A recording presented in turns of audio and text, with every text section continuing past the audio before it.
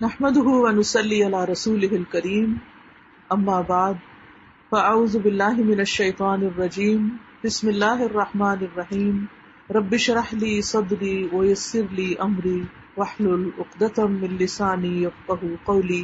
آج انشاءاللہ میں ذوالقعدہ کے مہینے کے بارے میں بات کروں گی۔ ہم سب جانتے ہیں کہ اسلامی کیلنڈر جو ہے وہ محرم سے شروع ہوتا ہے اور ذوالحج پہ ختم ہوتا ہے۔ ہم اس میں محرم کو بھی بڑی اہمیت دیتے ہیں، سفر کے بارے میں بھی کچھ چیزیں مشہور ہیں، پھر رجب کا مہینہ، شعبان، رمضان، شوال، ذوالحجہ جس میں حج ہوتا ہے۔ لیکن عام طور پر لوگ ذوالقعدہ کے مہینے کے بارے میں زیادہ نہیں جانتے کہ اس مہینے کی کیا اہمیت ہے، یا یہ کن مہینوں میں سے ہے، یا اس مہینے میں کیا کرنا چاہیے۔ ذوالقعدہ کا مہینہ جو ہے یہ حرام مہینوں میں سے ایک مہینہ ہے، حرمت والے مہینوں میں سے۔ 3 مہینے لگاتار، ذوالقعدہ، ذوالحجہ اور محرم اور پھر رجب، یہ 4 مل کر حرمت والے مہینے کہلاتے ہیں۔ قرآن مجید میں اللہ تعالیٰ نے ان کے بارے میں خود ہی وضاحت کر دی ہے کہ ان عدت الشہور عند اللہ 12 شہرا فی کتاب اللہ یوم خلق السماوات والارض منها 4 حرم ذالک الدین القیم۔ بے شک مہینوں کی گنتی اللہ کے نزدیک اللہ کی کتاب میں 12 مہینے ہیں، جس دن سے اس نے آسمانوں اور زمین کو پیدا کیا، یعنی ٹائم بھی اس دن سے بنا ہوا ہے جس دن سے زمین و آسمان پیدا ہوئے ہیں، جب سے یہ مہینے یہاں پر اسی طرح چل رہے ہیں، اور ان میں سے 4 حرمت والے ہیں، اور یہی سیدھا دین ہے۔ ابو بکر رضی اللہ عنہ سے روایت ہے کہ نبی صلی اللہ علیہ وسلم نے حج کے موقع پر خطبہ دیا، فرمایا بے شک زمانہ پلٹ کر ویسا ہی ہو گیا ہے جیسا اس دن تھا جس دن اللہ نے آسمانوں اور زمین کو پیدا کیا۔ سال میں 12 مہینے ہوتے ہیں، 4 حرمت والے ہیں، ان میں سے 3 پے در پے ہیں، ذوالقعدہ، ذوالحجہ اور محرم، اور رجب جو کہ جمادہ اور شعبان کے درمیان ہے۔ ذوالقعدہ کا لفظ جو ہے یہ قعدہ سے، قعدہ کا مطلب ہوتا ہے بیٹھ جانا، تو اس مہینے میں لوگ جنگ سے، قتل و غارت سے بیٹھ رہتے تھے کہ حرمت والا مہینہ شروع ہو گیا۔ جیسا کہ آپ جانتے ہیں کہ عرب لوگ جنگ و جدل کے بہت ماہر بھی تھے، اور بہت ان کے اندر یہ چیزیں پائی بھی جاتی تھی، چھوٹی چھوٹی باتوں پہ لڑائیاں شروع ہوتی اور سال ہر سال آپس میں، اور بعض اوقات نسل در نسل وہ لڑائیاں چلتی رہتی تھی۔ لیکن وہ لڑائیاں خود بخود ختم ہو جاتی تھی جب حرمت والے مہینے آتے تھے، اور ان میں سے سب سے پہلا ذوالقعدہ کا مہینہ جیسے آتا تو بیٹھ جاتے، لڑائی چھوڑ دیتے تھے، نہ کسی سے لڑتے تھے اور نہ کسی سے بدلہ لیتے تھے۔ حتیٰ کہ ان مہینوں میں اگر کوئی اپنے باپ یا بھائی کے قاتل کو بھی دیکھ لیتا تو اس سے بھی بدلہ نہیں لیتا تھا، چاہے وہ سامنے ہی کیوں نہ ہوتا، نہ اس کو دھتکارتا۔ تو عربوں کے ہاں اتنی لڑائیوں اور جنگوں کے باوجود ان مہینوں کی بڑی امپورٹنس تھی۔ اللہ سبحانہ تعالیٰ نے خاص طور پر قرآن مجید میں اس کے بارے میں جو حکم دیا ان مہینوں کے بارے میں، سورۃ التوبہ کی آیت نمبر 36 میں آتا ہے فَلَا تَظْلِمُوا فِيهِنَّ أَنفُسَكُمْ، کہ ان مہینوں میں اپنی جانوں پر ظلم نہ کرو۔ ابن کثیر کہتے ہیں اگرچہ ان مہینوں کے علاوہ بھی ظلم کرنا منع ہے، یعنی یہ ظلم کی ویسے بھی اجازت نہیں ہے، لیکن ان مہینوں میں زیادہ تاکید ہے ان کی حرمت اور ان کی عظمت کی شدت کی وجہ سے، کہ یہ خاص مہینے ہیں، اس لیے ان میں تو اور بھی منع ہے۔ جیسے گناہ کرنا عام حالات میں بھی غلط ہے، لیکن اگر کوئی شخص احرام پہن کے جھوٹ بولتا ہے یا احرام پہن کے غلط کام کرتا ہے یا اس کی خلاف ورزی، تو بڑا گناہ بن جاتا ہے۔ اسی طرح اگر کوئی رمضان میں غلط کام کرتا ہے تو روزے کی حالت میں، تو اس کا گناہ اور زیادہ بڑھ جاتا ہے کہ جب نیکی کے مواقع زیادہ ہوں اور کسی خاص چیز کی اہمیت ہو۔ مثلاً اگر آپ گھر میں کوئی غلط کام کرتے ہیں تو وہ بھی برا ہے، لیکن اگر مسجد میں کرتے ہیں تو وہ اس سے بہت زیادہ برا ہے۔ اپنے ملک میں کرتے ہیں چوری تو وہ بہت بری ہے، لیکن اگر آپ حرم میں جا کے خانہ کعبہ کے پاس چوری کرتے ہیں، جیسے کہ کئی لوگوں کی جیبیں کٹ جاتی ہیں، تو بہت بڑا ظلم ہے۔ اسی طرح عام مہینوں میں کوئی غلط کام کرنا بھی برا ہے، لیکن حرمت والے مہینوں میں، جن میں سے پہلا مہینہ ذوالقعدہ کا ہے، اس میں کوئی غلط کام کرنا یا گناہ کا کام کرنا جو ہے، اور خصوصاً دوسروں پر یا اپنی جان پہ ظلم کرنا اور بھی زیادہ برا ہے۔ تو حرمت والے مہینوں میں جو ظلم کی قسمیں ہیں وہ 2 طرح کی ہیں۔ اللہ تعالیٰ نے جو فرمایا کہ اپنے آپ پہ ظلم نہ کرو، تو کس طرح؟ اس میں یہ ہے کہ نمبر 1 فرائض کو ترک کرنے سے، فرائض چھوڑنا، اپنی جان پر ظلم کرنا ہے، جیسے نماز چھوڑ دینا یا دیگر واجبات جو ہمارے ذمہ ہیں ان کو ترک کر دینا۔ اور دوسرے حرام کاموں کا ارتکاب کر کے. تو یہ دو چیزیں کرنے سے رکنا چاہیے، ایک نماز وغیرہ یعنی فرائض کو چھوڑنا، اور دوسرا حرام کاموں کا ارتکاب. حرام کاموں کے ارتکاب میں جیسے والدین کی نافرمانی ہے، قطع رحمی ہے، رشتہ داروں سے کاٹنا، لڑائی جھگڑا، کسی کا حق مار جانا، کسی کا مال چھین لینا، کسی کی عزت کے اوپر حملہ آور ہونا، یعنی یہ جتنی بھی ایسی چیزیں ہیں جن کو اللہ نے حرام کیا ہے ان کا ارتکاب اور بھی زیادہ برا ہے. اسی طرح ذوالقعدہ جو ہے یہ حج کے مہینوں میں سے ایک مہینہ ہے، جیسے کہ قرآن مجید میں آتا ہے الحج اشہر معلومات، حج کے مہینے معلوم ہیں، یعنی سب کو معلوم ہے. اس کا مطلب یہ ہے کہ جن مہینوں میں احرام پہن کر بیت اللہ کا سفر کیا جاتا ہے، عمرہ کیا جاتا ہے، اور پھر ذوالحج شروع ہوتا ہے تو مخصوص دنوں میں حج کیا جاتا ہے. ابن عمر کہتے ہیں کہ حج کے مہینوں سے مراد شوال، ذوالقعدہ اور ذوالحجہ کے پہلے 10 دن ہیں، یہ حج کے مہینے ہیں. تو آپ دیکھیے کہ ذوالقعدہ جو ہے اس کی پھر دوہری اہمیت ہو گئی، ایک تو حج کے مہینوں میں سے ہو گیا اور دوسرے حرمت والے مہینوں میں سے. ذوالقعدہ کی خاص عبادت تو عمرہ کرنا ہے، یعنی اس میں عمرہ کرنا مسنون ہے. نبی صلی اللہ علیہ وسلم نے کل 4 عمرے کیے اور سب کے سب ذوالقعدہ میں کیے. شیخ ابن باز کہتے ہیں ذوالقعدہ میں عمرہ کرنا سب مہینوں سے افضل ہے سوائے رمضان کے، یعنی رمضان میں جو عمرہ ہے وہ نبی صلی اللہ علیہ وسلم کے ساتھ حج کے برابر ہے. لیکن سلف صالحین میں سے ایک جماعت یہ بھی کہتی ہے کہ وہ اس مہینے کے عمرے کو رمضان سے بھی افضل قرار دیتے ہیں، کیونکہ نبی صلی اللہ علیہ وسلم نے سارے عمرے اسی مہینے میں کیے. امام ابن القیم کہتے ہیں کہ ذوالقعدہ اور رمضان کے مابین عمرے کی فضیلت میں کچھ تردد ہے. وہ کہتے ہیں کہ اس بارے میں ہم اللہ تعالیٰ سے استخارہ کرتے ہیں کہ جو اس کے نزدیک افضل ہے اس کی طرف ہماری رہنمائی کر دے. اس سے آپ یہ بھی دیکھیں کہ علماء کے اندر کتنی خدا خوفی تھی کہ اگر انہیں کسی معاملے میں شرح صدر نہیں ہوتا تھا یا اختلاف رائے ہو جاتا تو دین کے معاملے میں بھی اپنی رائے پہ اصرار کرنے کی بجائے اور اپنے فتوے کے اوپر اصرار کرنے کی بجائے اللہ کی طرف رجوع کرنے کے لیے کہتے کہ اب دونوں کی فضیلت سامنے آ گئی ہے، لیکن یہ ہے کہ پھر کس کو اوپر کرے کس کو نیچے. تو بہتر یہ کہ انسان استخارہ کر لے اور جدھر دل مائل ہو اللہ تعالیٰ جدھر رہنمائی کر دے وہ کر لے. پھر اسی طرح ذوالقعدہ میں روزہ رکھنا جو ہے وہ مستحب ہے، جن کو اللہ تعالیٰ توفیق دیتا ہے منڈے تھرسڈے کا، یا پھر یہ ہے کہ چاند کی 13، 14، 15 کا روزہ رکھ لیا جائے تو یہ عام مہینوں میں روزہ رکھنے سے افضل ہوگا. ذوالقعدہ میں کچھ تاریخی واقعات بھی پیش آئے ہیں.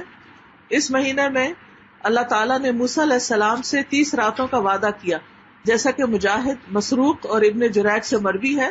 وہ کہتے ہیں کہ یہ وہ مہینہ ہے جس میں اللہ تعالیٰ نے موسیٰ علیہ السلام کو اپنے پاس بلایا تھا 30 راتوں کا، اور پھر 10 اس سے اوپر ہو گئے تو وہ حج والے جو ذوالحجہ کے 10 دن ہیں وہ بن جاتے ہیں. وہ بھی بڑے فضیلت والے دن ہیں جن کی فضیلت آپ ہر سال پڑھتے سنتے رہتے ہوں گے. غزوہ بدر ثانی جو ہے وہ دوسرا غزوہ بدر، ایک تو وہ غزوہ بدر ہے جو رمضان کے مہینے میں ہوا تھا، لیکن ایک اور بھی غزوہ بدر مشہور ہے وہ اسی مہینے میں ہوا. بنو قریظہ کے ساتھ غزوہ بھی اسی مہینے میں ہوا. صلح حدیبیہ جو ہے 6 ہجری میں، وہ بھی اسی مہینے میں ہوئی. ذوالقعدہ کے مہینے میں اللہ تعالیٰ نے اسے فتح مبین قرار دیا. انا فتحنا لک فتحا مبینا جو سورۃ فتح کے شروع میں آتا ہے. تو حضرت عمر نے کہا کہ اللہ کے رسول کیا یہ فتح ہے؟ تو آپ نے فرمایا کہ ہاں یہ فتح ہے، کیونکہ اس کے بعد واقعی مسلمانوں کے لیے خیر کے بہت دروازے کھل گئے تھے. تو ایسے مہینوں میں ہمیں کیا کرنا چاہیے؟ چند ایک باتیں تو آپ کے سامنے رکھی ہیں، لیکن جنرلی اسپیکنگ ان مہینوں کی حرمت کا خیال رکھنا چاہیے اور ان کی تعظیم کرنی چاہیے. اور ان کی تعظیم یہ ہے کہ ان میں حدود اللہ کا پاس رکھا جائے، فرائض کی ادائیگی کی طرف توجہ دی جائے، حرام کاموں سے بچا جائے، اور اللہ تعالیٰ کی ناراضگی کے جتنے بھی کام ہیں ان سے خاص طور پر بچنے کی کوشش کی جائے، اللہ تعالیٰ کی حدود سے تجاوز نہ کیا جائے. سب سے پہلی چیز جو ان مہینوں میں تعظیم کرنے کی ہے وہ یہ کہ محرمات کے بارے میں، حرام چیزوں کے بارے میں علم حاصل کیا جائے کہ اللہ سبحانہ تعالیٰ نے کیا کیا چیزیں حرام کی ہیں. محرمات میں وہ اعمال آتے ہیں جن کا ارتکاب انسان کا دل اور انسان کے اعضاء کرتے ہیں، اور دل جب کسی حرام کام کا ارتکاب کرتا ہے تو اس کا اثر انسان کے اعمال پر بھی آتا ہے. دل کے حرام کاموں میں جیسے شرک ہے، منافقت ہے، یہ خاص طور پر دل کے کاموں میں سے. اسی طرح بدگمانی کرنا، کیونکہ ان بعض الظن اسم، تو گمان کا تعلق بھی جو ہے وہ دل سے ہوتا ہے. اسی طرح آپ دیکھیے کہ کسی انسان کی ہم عزت کرتے ہیں یا نہیں کرتے، چاہے ہم زبان سے کر رہے ہوں، لیکن جب تک ہمارا دل اس میں شامل نہ ہو تو بات نہیں بنتی. کیونکہ اللہ سبحانہ تعالیٰ صرف ہماری لپ سروس نہیں دیکھتا کہ ہم کسی کی خوشامد کر رہے ہیں یا کسی کو عزت دے رہے ہیں یا کسی سے اچھی طرح بات کر رہے ہیں، اس میں ہمارے دل کا شامل ہونا بھی ضروری ہے. کیونکہ ان اللہ لا ينظر الى صورکم ولا الى اموالکم، اللہ تعالیٰ نہ تمہاری صورتیں دیکھتا ہے اور نہ تمہارے مال دیکھتا ہے، وہ تمہارے دل اور تمہارے اعمال کو دیکھتا ہے. تو وہ ہمارے دلوں کو دیکھتا ہے. اس لیے بندوں کے بارے میں عمومی طور پر خیر خواہی کا رویہ اختیار کرنا چاہیے.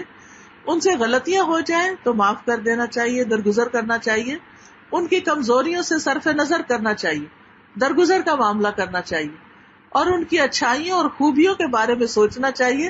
اس سے آپ کا دل بھی خوش رہے گا، اس سے آپ کو سکون بھی رہے گا، اور اس سے آپ اس کے ساتھ معاملہ بھی پھر اچھا کر سکیں گے، آپ کا رویہ بھی اچھا ہو جائے گا. کیونکہ ہر انسان خطا کا پتلا ہے. کوئی شخص بھول کے غلطی کر جاتا ہے، کوئی جذبات میں آ کے غلطی کر جاتا ہے، کوئی بدلے کے طور پہ ہم سے زیادتی کر جاتا ہے. لیکن یہ کہ جو چیزیں ہم دوسروں میں دیکھتے ہیں کہ اچھی نہیں، بعض اوقات وہ خود ہم سے بھی ہو رہی ہوتی ہیں. تو اس لیے ہمیں سب سے پہلے اپنے دل کی طرف توجہ کرنی چاہیے. اپنے دل سے لوگوں کے نفرتیں اور بغض اور ہر چیز نکالنے کی کوشش کرنی چاہیے، کیونکہ اس نے ہمارا دل بوجھل کیا ہوا ہے. اب دیکھیں کہ اگر ہمارے اندر کوئی نفسیاتی بیماری ہے، کوئی سائیکولوجیکل پرابلم ہو گیا ہے یا کچھ، تو اس کی وجہ کیا ہے؟ اس کی وجہ یہ کہ ہم نے اپنے دل کے ساتھ بڑا ظلم کیا ہو، اپنے دل کے اندر ایسی چیزیں پال پال کے رکھی ہوئی ہیں جنہوں نے ہماری صحت کا نقصان کیا ہوا ہے. میں بہت چھوٹی تھی کالج میں ابھی، تو اس وقت میری ایک ٹیچر کی بات مجھے ہمیشہ اچھی لگتی ہے اور میں نے اس وقت سے اپنانی شروع کر دی، جس نے میری زندگی کو بہت بدل ڈالا.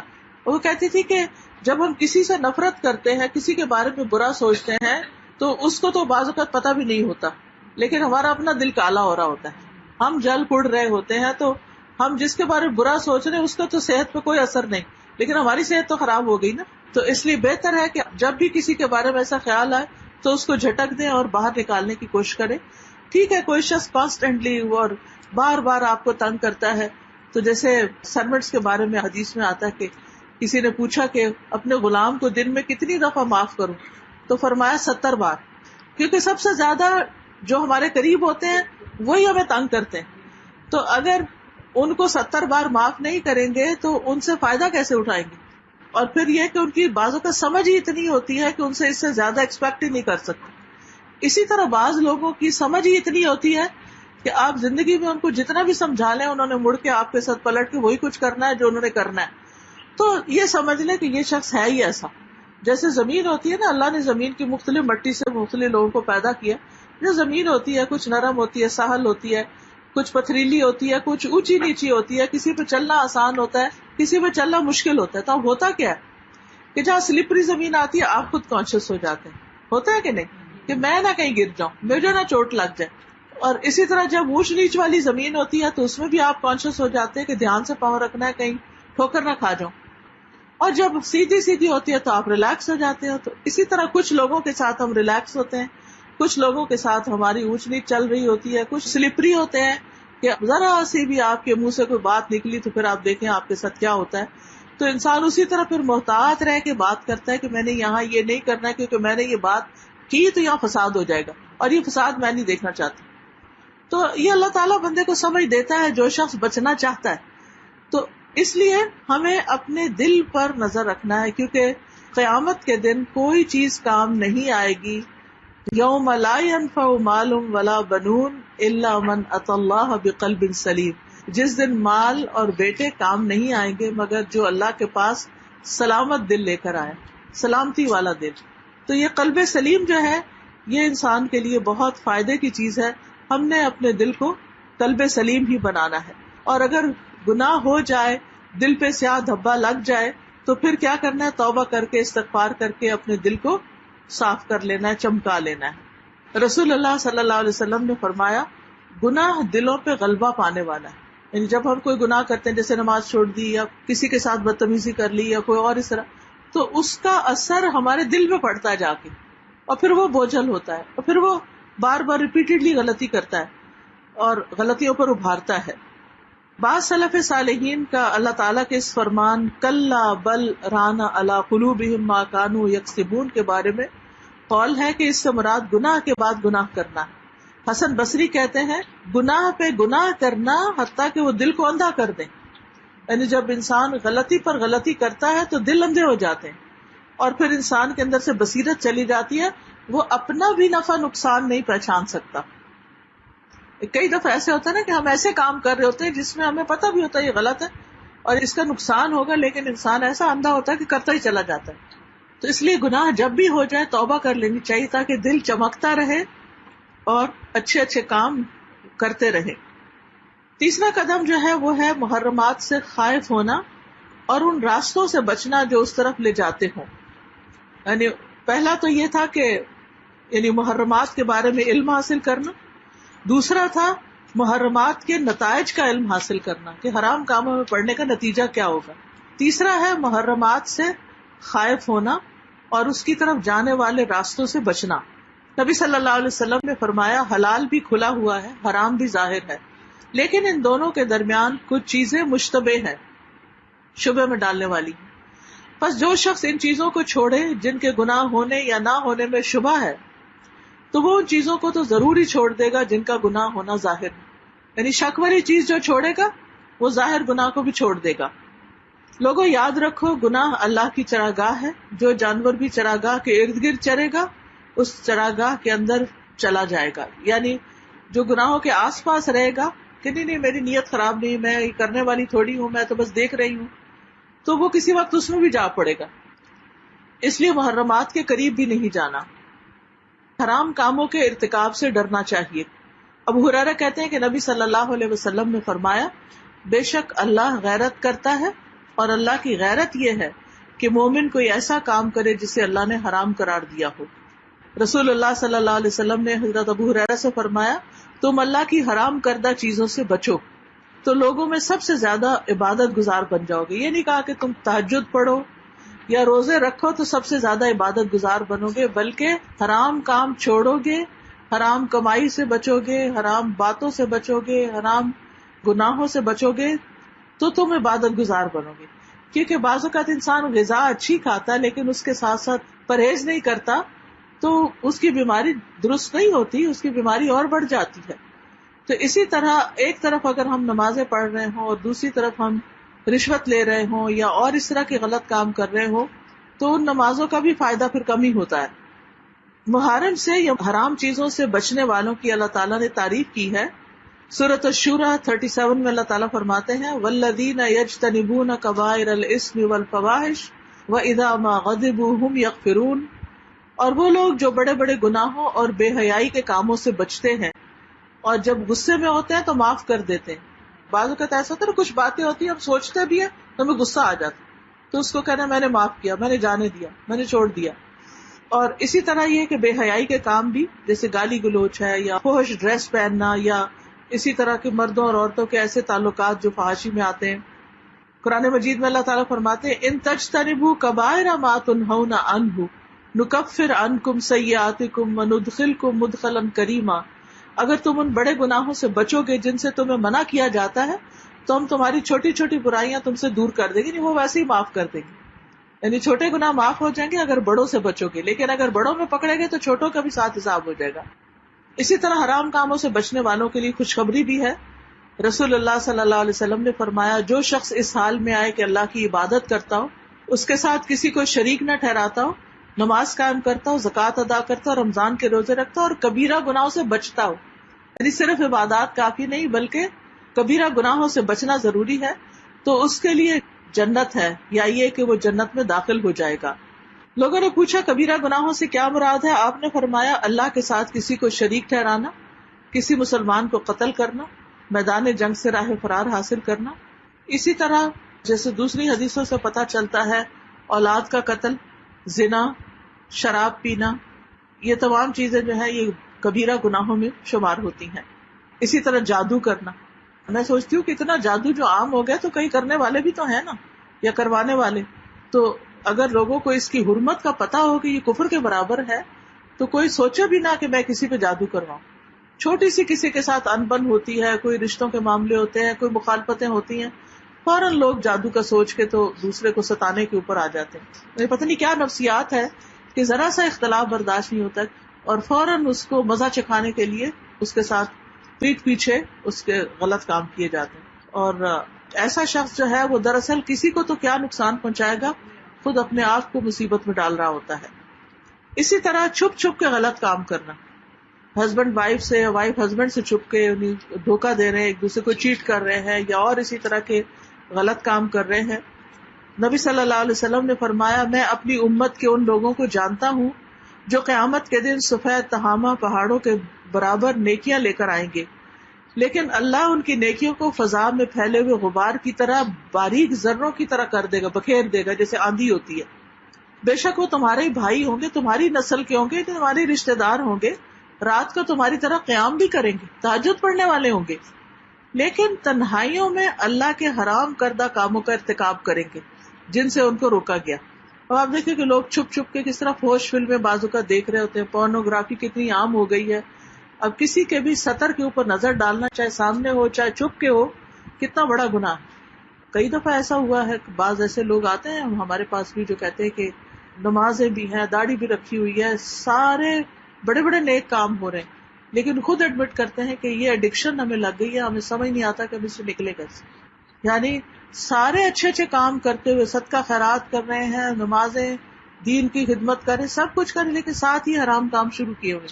اور بعض اوقات یہ ہے کہ بچپن سے جب شروع ہو جاتے ہیں ایسی کوئی چیزیں تو وہ اتنی، یعنی جیسے نشہ ہوتا ہے نا کہ جب تک انسان اس گندگی کو دیکھ نہ لے تو اس کو چین نہیں آتا. تو ایسی گندگیاں یا ایسی برائیاں یا ایسی بے حیائیاں جو ہیں وہ انسان کی بڑی بڑی نیکیوں کو بھی ضائع کر دیں گے. یعنی تہجد پڑھنے والے اور بڑے بڑے کام کرنے والوں کی نیکیاں جو ہے وہ فضا میں ذروں کی طرح بکھیر دی جائیں گی. تو خاص طور پر یہ پلٹنے کا، توبہ کرنے کا مہینہ ہے، اس اعتبار سے کہ حرام کاموں سے بچنا اس میں اور بھی ضروری ہے. تو اس کے لیے ضروری ہے کہ انسان اللہ تعالیٰ سے توبہ کرے اور پھر شاعر اللہ کی تعظیم کرے. اور شاعر اللہ کی جو تعظیم ہے اللہ کی نشانیوں کی، اور یہ حرمت والے مہینے بھی اللہ کی نشانیوں میں سے ہیں، تو ان کی عزت کرنا ضروری ہے کہ انسان یہ سوچے کہ اللہ میں کس وقت میں اور کس زمانے میں کیا کر رہی ہوں.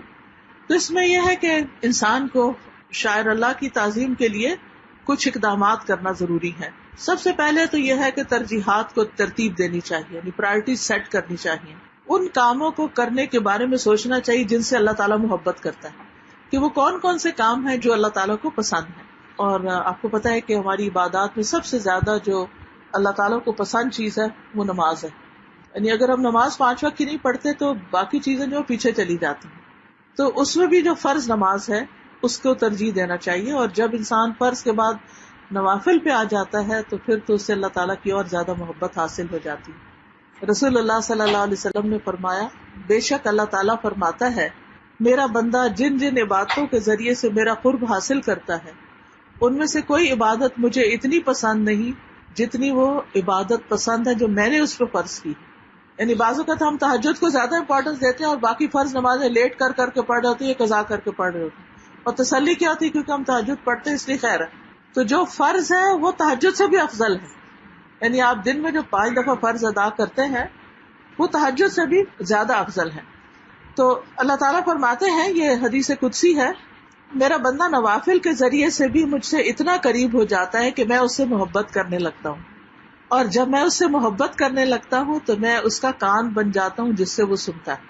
اس کا مطلب کیا ہے؟ اس کا مطلب یہ ہے کہ انسان کو ایسی باتیں اچھی لگنے لگتی ہیں جو خیر اور بھلائی والی ہوتی، یعنی اس کو اچھی باتیں سننے کی توفیق ہو جاتی. ورنہ آپ دیکھیں کہ بعض اوقات علم کے دریا بہ رہے ہوتے ہیں اور ہمارے کان بند ہوتے ہیں، ہمیں دلچسپی نہیں ہوتی. اور اگر اللہ تعالیٰ کی توفیق ہو، یعنی محبت اور توفیق ہو، تو پھر انسان کو خیر کی باتیں سننے سے دلچسپی ہوتی ہے. اس کی آنکھ بن جاتا ہوں جس سے وہ دیکھتا ہے، یعنی انسان کی نگاہ غور و فکر کی نگاہ بن جاتی ہے. وہ ایک چھوٹے سے پتے، ایک پرندے کو، کسی بھی چیز کو دیکھتا ہے تو اس کو اللہ کی یاد آتی، اللہ کی محبت میں اور اضافہ ہو جاتا ہے. اس کا ہاتھ بن جاتا ہوں جس سے وہ پکڑتا ہے، یعنی اس کو خیر کے کاموں کی، نیکی کے کاموں کی، نیکی کے راستوں پہ چلنے کی توفیق ہو جاتی ہے. اس کا پاؤں بن جاتا ہوں جس سے وہ چلتا ہے. اس کا یہ مطلب نہیں نعوذ باللہ اللہ تعالیٰ ہمارے اندر حلول کر جاتے ہیں یا یہ کہ فزیکلی کوئی چیز بن جاتے ہیں. اس کا مطلب یہی ہے کہ اس کے سارے اعضاء پھر اللہ سبحانہ تعالیٰ کی عبادت میں ہی لگ جاتے ہیں. اگر وہ مجھ سے مانگے تو میں اسے دیتا ہوں، یعنی میں اس کی دعائیں قبول کرنے لگتا ہوں. اور اگر مجھ سے پناہ کا طالب ہوتا ہے تو میں اس کو پناہ دیتا ہوں. ہم کتنی چیزوں سے بچنے کے لیے پناہ لیتے ہیں اللہ تعالیٰ کی. وہ حفاظت کی دعا جس میں اپنے آنکھ، کان، دل، جسم، ہر چیز کی حفاظت اور اپنے آپ کو ہر چیز میں اللہ تعالیٰ کے حوالے کرنے والی دعائیں ہیں، ساری مختلف مشکلات سے بچنے کی. بہرحال یعنی انسان سب سے پہلے تو شیطان سے بچنے کے لیے اللہ تعالیٰ کی پناہ لیتا ہے، تو اللہ تعالیٰ اس کو شیطان کے شر سے بچاتا ہے. جس طرح حضرت عمر تھے تو کس طرح شیطان جو تھا وہ ان کو دیکھ کے بھاگ جاتا تھا. پھر یہ فرائض کی حفاظت، حافظوا علی الصلوات والصلاۃ الوسطی وقوموا للہ قانتین. سب نمازوں کی حفاظت کرو اور درمیانی نماز کی، اور اللہ کے لیے فرما بردار بن کے کھڑے ہو جاؤ. نمازوں کی حفاظت کا مطلب کیا ہے کہ ان کے ٹائمنگ کی پابندی، وضو وغیرہ کی، قبلہ رخ، جو شرائط ہیں ان کی حفاظت. اور اس کی خوشخبری یہ ہے کہ نبی صلی اللہ علیہ وسلم نے ابن عباس سے کہا تھا جبکہ وہ لڑکے تھے ابھی، احفظ اللہ یحفظک، تم اللہ کی حفاظت کرو، یعنی اللہ کے احکام کی، اپنے فرائض کی، اللہ تمہاری حفاظت کرے گا. انسان اللہ کی حفاظت میں آ جاتا ہے. رسول اللہ صلی اللہ علیہ وسلم نے فرمایا 5 باتیں ہیں جو ان کو ایمان کے ساتھ بجا لایا جنت میں داخل ہوگا. جس نے 5 نمازوں کی حفاظت کی، ان کے وضو، رکوع، سجود اور اوقات کے ساتھ. یہ ہے حفاظت، وضو، رکوع، سجود، کیونکہ بعض اوقات ہم ایسے رکوع کر رہے ہوتے ہیں جبکہ پورا جھکنا چاہیے. اسی طرح سجدہ ٹکا کے کرنا چاہیے 7 ہڈیوں پر. اوقات کی پابندی، اور رمضان کے روزے رکھے، بیت اللہ کا حج کیا اگر زیادہ راہ کی طاقت ہے، اور خوش دلی سے زکات دی، یعنی اس کو بوجھ نہ سمجھا، چٹی نہ سمجھی، تو ایسا شخص جو ہے وہ جنت میں داخل ہوگا. دوسرا مرحلہ ہے ذکر کی حالت میں رہنا، یعنی کثرت سے اللہ کا ذکر کرنا. ذکر پر دوام جو ہے یہ بھی شاعر اللہ کی تعظیم میں سے ہے. اللہ تعالیٰ کی یاد کو یا اللہ کی بات کو ہر چیز پر ترجیح دینا. اور دل کی دنیا میں ذکر پہ دوام جو 3 راستوں سے آتا ہے: محبت، امید اور خوف. کبھی کبھی اللہ ذکر کو محبت کے راستے سے بندے تک بھیج دیتا ہے، جیسے فاذکرونی اذکرکم، تم مجھے یاد کرو میں تمہیں یاد کروں. تو بندہ کہتا ہے اللہ مجھے یاد کرے گا، میں کیوں نہ ذکر کروں. اور ہم سب چاہتے ہیں کہ ہم اللہ کی نگاہ میں ہوں، اللہ تعالیٰ ہم پہ کرم کرے، فضل فرمائے. نبی صلی اللہ علیہ وسلم نے فرمایا، اللہ تعالیٰ فرماتے میں اپنے بندے کے گمان کے ساتھ ہوتا ہوں جو وہ میرے ساتھ گمان رکھتا ہے. جب وہ مجھے یاد کرتا ہے میں اس کے ساتھ ہوتا ہوں. اگر وہ اپنے دل میں یاد کرتا ہے تو میں اپنے دل میں اس کو یاد کرتا ہوں. اگر وہ بھری محفل میں مجھے یاد کرتا ہے تو میں اس سے بہتر مجلس میں اس کا ذکر کرتا ہوں. اگر وہ میری طرف ایک بالشت آتا ہے تو میں 1 گز اس کے نزدیک ہوتا ہوں. اگر وہ 1 گز آتا ہے تو 2 گز اس کی طرف ہوتا ہوں. چلتا ہوا آتا ہے تو میں دوڑتا ہوں اس کی طرف آتا ہوں. پھر اسی طرح کبھی اللہ ذکر کو امید کے راستے سے بھیجتا ہے، جیسے سید الاستغفار ہے. اور سید الاستغفار میں کیا کہتا ہے انسان؟ اے اللہ تو میرا رب ہے، تیرے سوا کوئی معبود نہیں، تو نے مجھے پیدا کیا، میں تیرا ہی بندہ ہوں، اپنی طاقت کے مطابق تجھ سے کیے ہوئے عہد پر قائم ہوں، ان بری حرکتوں سے جو میں نے کی ہیں تیری پناہ مانگتا ہوں. بعض اوقات انسان کو اپنے گناہوں کا ڈر ہوتا ہے اور رونا بھی چاہیے. مجھ پر تیری نعمتیں ہیں، میں اس کا اقرار کرتا ہوں اور میں اپنے گناہوں کا بھی اعتراف کرتا ہوں، میری مغفرت کرتے، تیرے سوا کوئی اور گناہوں کو معاف نہیں کرتا. بندے تو یہی کہتے ہیں نا، اس کو تو میں معاف ہی نہیں کر سکتی. سوری بھی آپ کرتے ہیں تو وہ کہتے ہیں چلے جاؤ یہاں سے. آپ صلی اللہ علیہ وسلم نے فرمایا، جس نے اس دعا کے الفاظ پر یقین رکھتے ہوئے ان کو کہہ لیا، پڑھا، اور اسی دن شام ہونے سے پہلے وہ وفات پا گیا تو وہ اہل جنت میں سے ہے. اور جس نے اس دعا کے الفاظ پر یقین کرتے ہوئے رات میں ان کو پڑھ لیا اور صبح ہونے سے پہلے فوت ہو گیا تو وہ بھی اہل جنت میں سے. تو اس لیے جب یہ ذکر پڑھے تو اس وقت یہ کہ ابو لک بنعمتک علی و ابو بذنبی، تیری نعمتوں کا بھی اقرار ہے اور اپنے گناہوں کا بھی اقرار. تو نعمتیں ہی نعمتیں دیتا اور ہماری طرف سے غلطیاں ہی غلطیاں ہوتی ہیں. پھر اسی طرح خوف کے راستے سے، جیسے کہ اس حدیث میں ہے، رسول اللہ صلی اللہ علیہ وسلم نے فرمایا، جو لوگ کسی جگہ پر مجلس کریں لیکن اس میں اللہ کا ذکر نہ کرے، وہ مجلس قیامت کے دن ان کے لیے باعث حسرت ہوگی. جو آدمی کسی راستے پر چلتے ہوئے اللہ کا ذکر نہ کرے، جیسے گاڑی میں بیٹھے ہیں، وہ چلنا بھی اس کے لیے قیامت کے دن باعث حسرت ہوگا. یعنی پہلے تو امیدیں دلائیں، اور اگر نہیں کرتے تو پھر ڈانٹ بھی ہے. جو آدمی اپنے بستر پر آئے لیکن اللہ کا ذکر نہ کرے، وہ بھی اس کے لیے باعث حسرت ہے. تو سفر کرتے ہوئے اور پھر چلتے ہوئے، واک کرتے ہوئے، کیونکہ بعض لوگ تو اسی مخمصے میں رہتے ہیں کہ کیا واک کرتے ہوئے درود شریف پڑھ سکتے ہیں یا نہیں. ایسا کہیں کچھ بھی نہیں منع. وضو نہ رہے تو پھر کیا ذکر کر سکتے ہیں؟ زبان پاک ہے، کچھ بھی نہیں، کوئی رکاوٹ نہیں ہے. پھر تیسرا مرحلہ